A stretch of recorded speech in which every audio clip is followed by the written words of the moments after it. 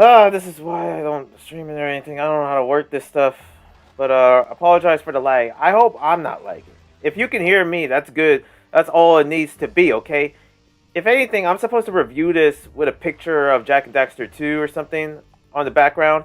But I decided to go full on gameplay. I decided that, just like, hey, you know what? Why not I just put out the gameplay? Maybe this can work. But yeah, here it is. This is the reason why I stopped doing these gameplays, because man, how you gonna keep up with the frame rate now? What's up, guys? Yeah, you saw that. That's literally my gameplay. The frame rate was dropping so badly. Like, for crying out loud. I just want to review a game and also do gameplay at the same time.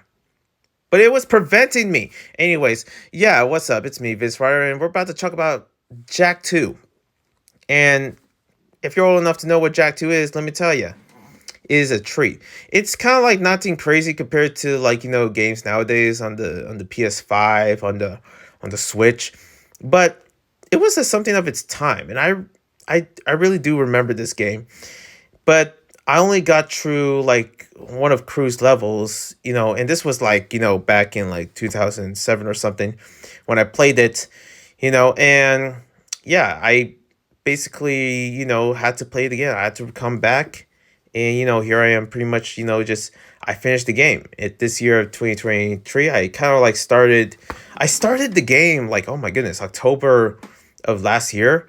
And yeah, here I am, just, pretty much I finished the game, and it was a treat. There was so many stuff that I didn't know would happen, but when I played through the game, there was a lot of memories, a lot of nostalgia, because that's what I played for, nostalgia itself. And I enjoyed so much of what this game has given me. The mechanics, and pretty much, like, I couldn't stop thinking about, like, oh man, GTA 3 was something, but Jak 2. You could tell that Jak 2 really took some inspiration from GTA, San Andreas, or whatever, and really implemented it in its own style, and actually really innovated that way of like what it gives for many of the scenes that I seen in Jak 2. And I couldn't help but that I truly got my enjoyment from Jak 2. And especially how the ending's worth it. But I'm not here to spoil the game. Let me tell you, from playing the precursor legacy, aka Jak 1, when I play this game, it's like a whole different world. It's like the whole future. It's basically like the whole, like, 1999 to 2000. You're from the past, itself, it was peaceful, but now you enter the future. You enter to this like cyberpunkish world, which is a way to describe the world that, Jak was set in, and pretty much it's something that not only is like just like, something that brings like, ideas itself.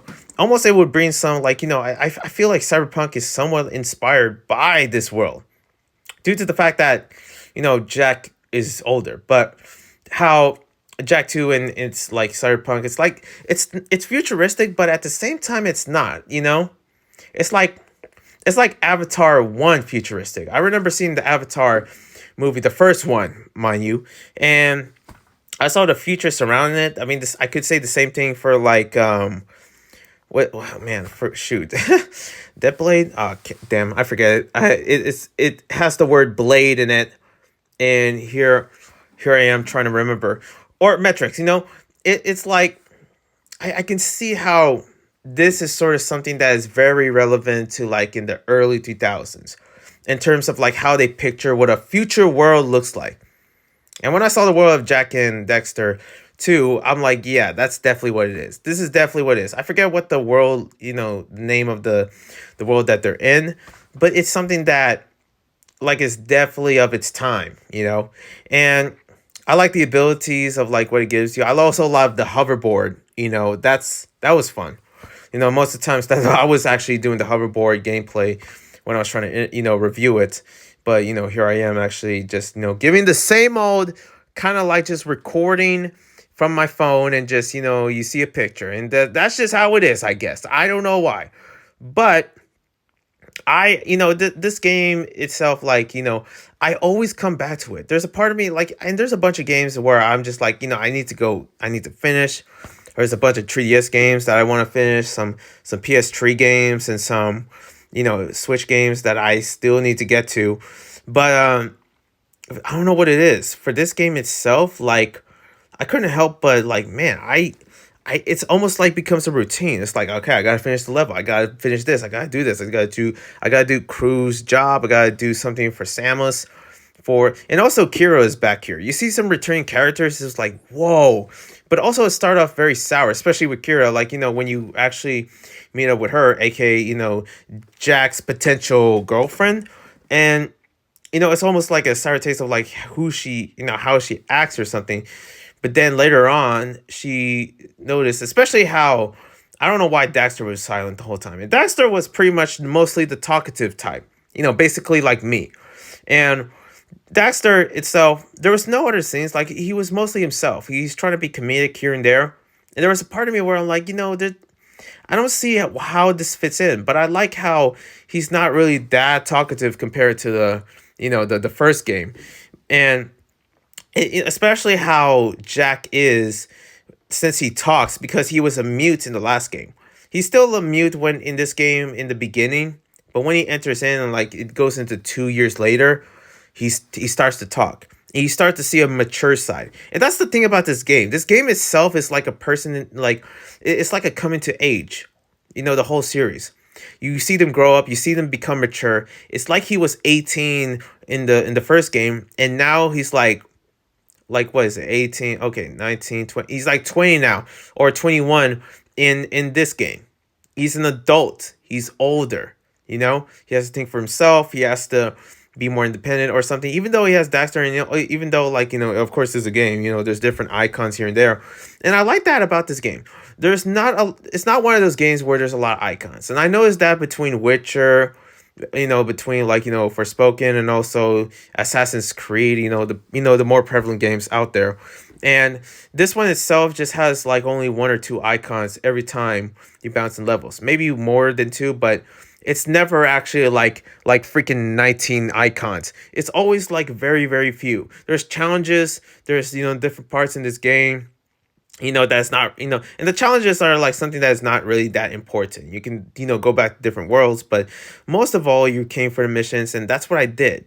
And it always feels right. It always feels like, yeah, this is something that games should be. And I don't know what it is. Jack 2 is a game that is sort of an example of like how games were good back then. Not to sound old, or not to sound like, oh, back in my, no, nothing like that. It's just that there's a part of me where it's like, if games are almost like this, and if Jack 2 had ever a revival, it will be top out there. It will be something like bigger than, I don't know, Dark Souls 4, if that's the thing. I'm talking about the future. But for this game itself, like, it still holds up. The graphics itself is not that crazy. The world itself is not crazy. The characters, you might hate them or like them, but it's almost like something that would fit in this time of being something like more than just, like a nostalgic piece, or, it's just like, and I've seen examples of, remasters, especially with the PS3 remaster and possibly the PS4 remaster. I think I saw a video about that somewhere. But at the same time, the Jack 2, it just brings me like, more into like how a good, from my retrospect of how good this game is. It's something that if most people were talking about it, they praise it. They make a long video about it. I've seen many videos about this game. It's, I guarantee those reviews are better than mine. But from my experience from this game itself, the whole story and seeing it through was all worth it. Everything made sense. There was different clues here and there where it's like, yes, that is satisfying to know that this happened and that happened and how it's meant to be. And especially understand that scene where we saw the old treehouse, Samuel's house, basically. Man, that got me. This is not a spoiler. This is somewhere in the scenes, but I was like, there is throwbacks where it felt right. Especially the monsters, and also the metalheads, and here and there, and also the treehouse and Samus, and even Kira as well.